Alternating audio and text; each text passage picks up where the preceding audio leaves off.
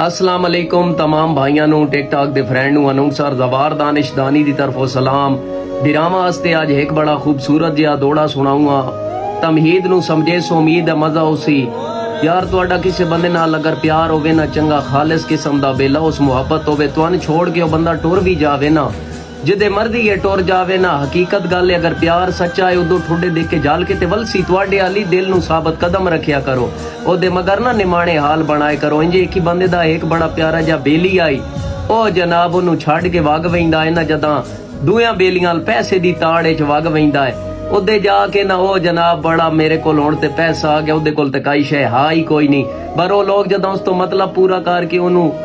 छड़ देंदे ना ते वत ओनू सोच आउंदी यार मैं पैसे मगर अपना चंगा बेली वंजा छड्या आई, ओ ते मेरी बड़ी कदर करदा, बेला उस मुहब्बत करदा, मोड़ ओदे दरवाजे ते आण के बह वैंदा ना ते उस पुराने आशिक कोल बह के ना शर्म तो रोण लग वैंदा। जेड़ा ढेर रोंदा इन्हां तां आशिक मुड़ सच्चे हुंदे ने, उन्हां दे प्यार इच वत दिल प्यार ही सच्चा हुंदा है। ओ मुड़ नू वेख के आदा है हाय तेरे हासियां कान मैं घाटे खादन, मेरी कीती करती धो नहीं,